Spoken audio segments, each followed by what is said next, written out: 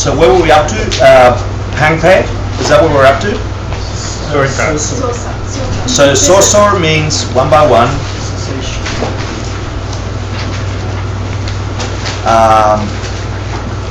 Tak Gog means to see cessation.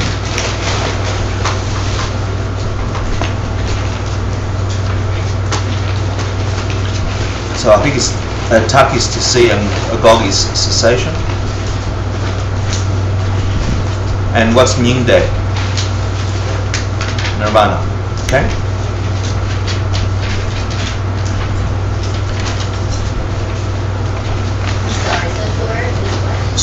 Sosor is one by one.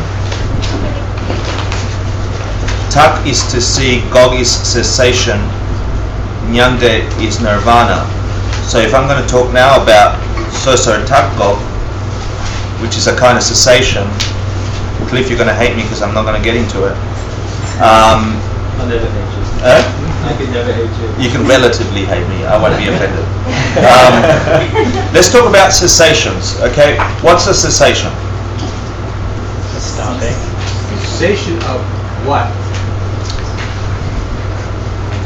What is a cessation first? Something stops. Something stops. Permanently. Let's call it permanently for now. Okay. So let's divide cessations into two types. Remember, there was this spaghetti noodle period of your mind from endless beginning. And somewhere in between, your mind stream can have this direct perception of ultimate reality, the ultimate nature. That's weird.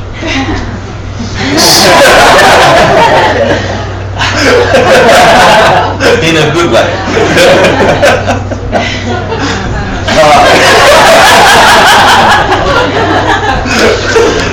Welcome. So sorry.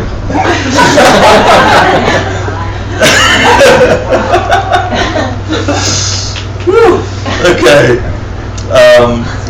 So at that moment where you see emptiness directly, you have some cessations, right? So let's talk about the cessations that a mind stream has upon descending from that emptiness directly experience. So someone help me with some cessations that occur there, other than Cliff. You no longer see realities. So what cessates? Your belief that this is real. Okay, so a kind of doubt cessates, yeah? Your belief that the lie, that the things being self-existent, that is just eliminated, yeah? You know that, okay, good. So,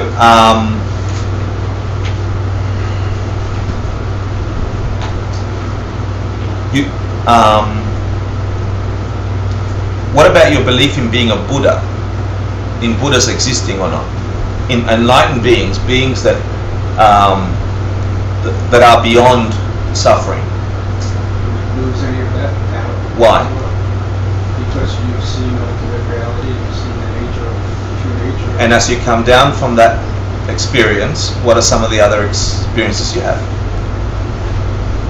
When you see cessation, you see yourself as a future Buddha. So that doubt is totally removed. That's cessation. Yeah. So there's a couple of cessations that happen as you go through the second part of the path of seeing. What about cessations? So that's in the third of the 5 paths. What about, are there any cessations on the first 2 of the 5 paths? Think about it. The first path is a path of, the second path is a path of, okay, think of if there are any cessations in any of those 2 paths. What about merit? What about merit and like pure forms of virtue? Wow, pure forms of virtue. What about merit? What was your point? I was going to say something like a doubt that the path will lead you to, like if you had any kind of doubt that this wasn't going to get you there, that you, like the path that has been taught to you. That's you need a doubt that this life is the end of everything. You have to believe in future lives to be on the path of accumulation. just intellectually. It's not. You still might have doubt for that. I think. there's this concept, and I think in Tibetan he called it Geshe, which is one of the most horrible and shitty things I've ever heard, and it's to cut the root of all virtue. This you've heard of that? Yeah. So there is this thing that happens to us, and it mainly comes from wrong views. It mainly comes from not realizing that things are cause and effect, that karma exists. Yeah, it mainly comes from a deep and fervent, what's the word? A passionate kind of wrong view. And so it's this Geshe is to totally reject goodness, and we all have the capacity for that. And that kind of idea in your mind, this ultimate wrong view that says, nothing really matters, there is no cause and effect, I don't believe in getting enlightened, it's all a bunch of crap. There's no way I can escape this suffering, that's just the way it is. And you violently believe that. It's like the ultimate screw up that you could have in your head.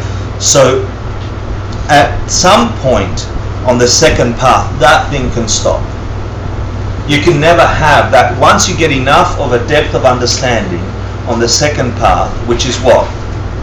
In the second path, you are understanding the ultimate nature of things intellectually. So once you've investigated enough, you get a personal realization. You get to see. You get a kind of, I don't want to call it faith because it has all these implications, but you get this knowing. This is how it works. It really does work. I can truly shift my life. Even before seeing.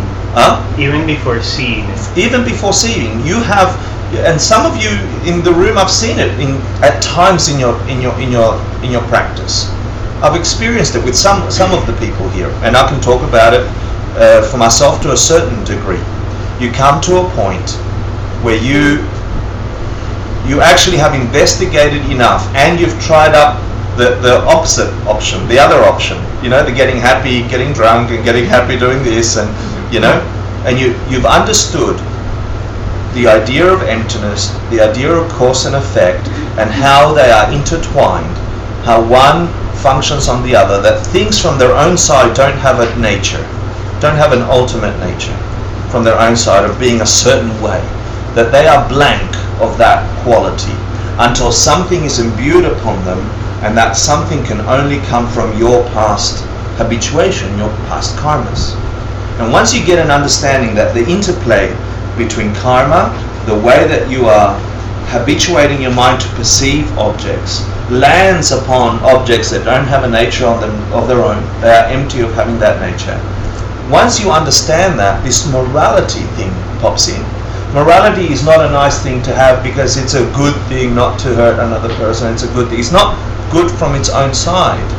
The morality of being, the act of being a moral human being, of putting goodness into the world, is actually the ultimate vehicle for you to transform your world into the most beautiful thing, because things don't have a nature of their own.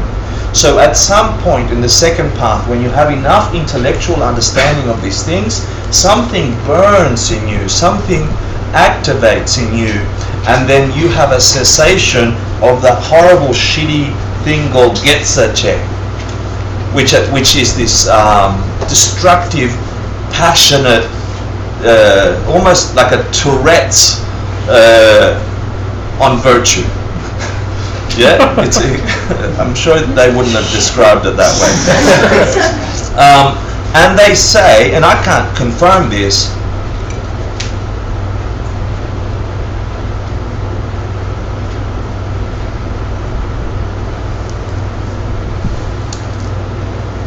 that at some point in that second path, you can have a cessation of having a lower rebirth. That it is no longer possible. Don't forget, things are still empty of self-existence. There's no lower rebirth separate from your perception of a lower rebirth. There's not a hell downstairs that is waiting to burn you up, that you grab your body and stuff it into the body of some kind of creature down there. That's not what we're saying, although that's sort of the Western view when we talk about past lives or reincarnation of other realms. But if things are empty, and in one moment you could have the karma to experience your body in this way and feel totally blissful and at ease in your body, and the next moment you could be feeling a completely different experience in the next millisecond. So you're riding a bike, and the next millisecond you're not riding a bike anymore. You're actually in some other state of being. If reality can shift that quickly, it shifts because it's projected onto an emptiness of mind, an emptiness of being. Yeah. Similarly, you can have lower rebirths in that kind of experience, and at some point in the second path, you can have enough virtue that you no longer have that capacity to have a lower rebirth, because you have a deep understanding of how things function. Yeah, and that's a beautiful, beautiful thing. So that's Soso Takgo. And then Nyangde is nirvana. It's an abbreviation from gone beyond grief. Yeah, so that's where nirvana comes from.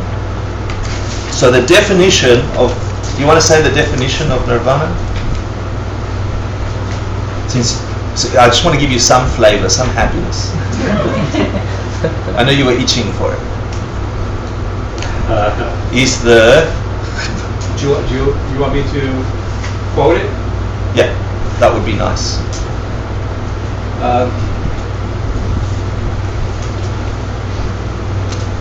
Do you want to do it? It's a cessation which comes from the individual analysis and which consists of having eliminated the mental affliction obstacles in their entirety. In their entirety. So it's the permanent cessation, yeah, of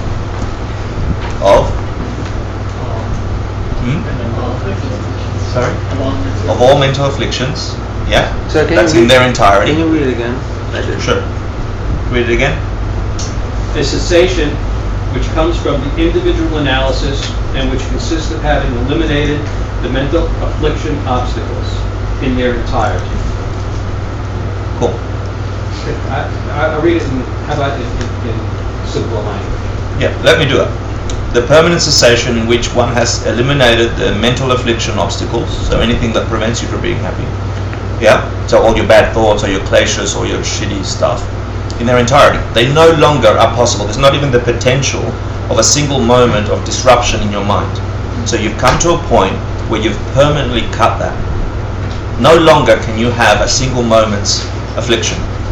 Not even the seed for it, not even the buck chuck for it. Yeah. So that, in their entirety, due to the individual analysis. What does that mean? The individual analysis is the Four Noble Truths or the Arhat Truths. Mm-hmm. But I read this as the cessation is the cessation of suffering, Mm-hmm. which then, after realizing the truth of suffering and the other three truths, yeah, right, which then consists of having eliminated the mental affliction obstacles, which those obstacles are the three poisons. That's fine. Because it goes right back to what that suffering is, and that suffering is not suffering. It's just the word is suffering. Yeah, it's dukkha of three types. Yeah, yeah. But when you see the three types of dukkha, then it all fits. It fits together. That's fine. Let's leave it at that, since we're 10 minutes late. You have the definition for nirvana. I want you to think about that in a practical sense. Imagine the moment. We tried to do it in the meditation. Imagine a moment in your mind where you would have not even a single moment of distaste, of ignorant attachment, of really wanting something because you think the girlfriend's going to fix it for you. This silly,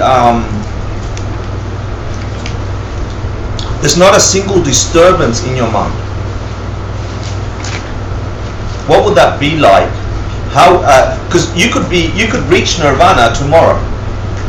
You could have all the right causes and conditions. You could reach nirvana, and you would come, and you would look the same to me, because I have not seen nirvana. You might not look the same to you. But to other people, you might look, smell, and sound the same. But you have reached nirvana.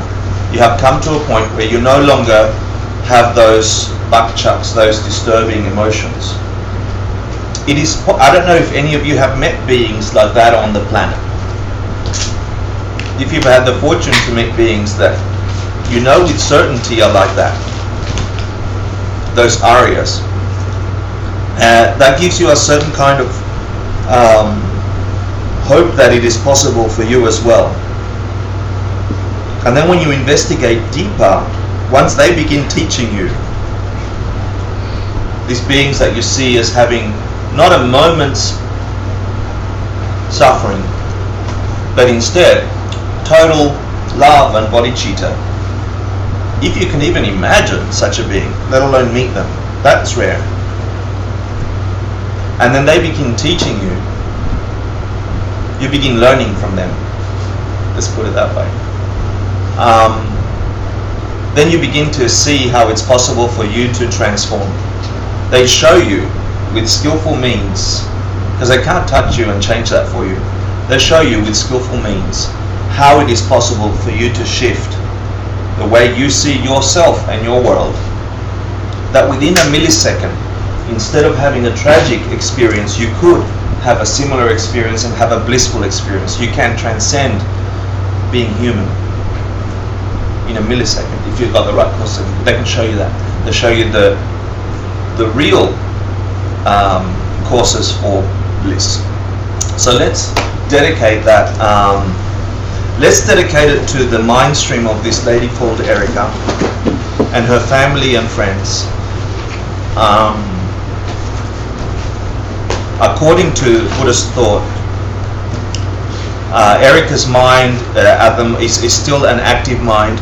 It left her body if her body was handled in a specific way, and because if you think of your mind and how it functions, if I ask you to imagine your bedroom at the moment, and your mind instantly goes there, and it's there, and then you can imagine what being next to your mother is like, and then you can imagine that, and your mind jumps like that, and yet we have it locked in this body. When it's no longer attached to the body, the mind can travel. And so just talking about Erica and being and having her in our thoughts brings that mind over here until she finds space beyond this transition. Anyway, that goes into lots of detail. Let's dedicate it to a being that can probably hear us right now, read into our thoughts and emotions and our hopes, and wish for her that she could realize in this very instant the reality which is the ultimate nature of things, that could then allow her to step into her next phase as a totally enlightened being that can teach us. Yeah? Kukir Jushin Metotram Riran Winshir Yindegam Padi Sangha Shindu Miteruargi Rokun Nanda Shingla Triparsho Idam Guru Ratna Mandala Kamniyatayami Digavopin Sunam Yeshe Soksokshim Sunam Yeshe Lejunwe Dampa Punito Parsho. If you still have that enlightened being, your Lama, at the crown of your head, imagine them shrinking even smaller, entering the crown of your head and making their way to a special pocket at your heart, at the level of your heart, just in front of your spine,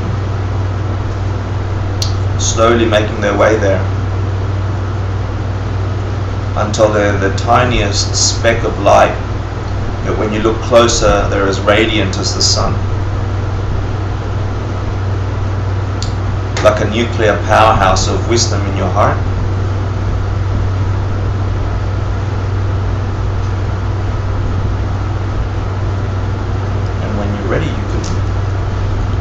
go home. Thank you.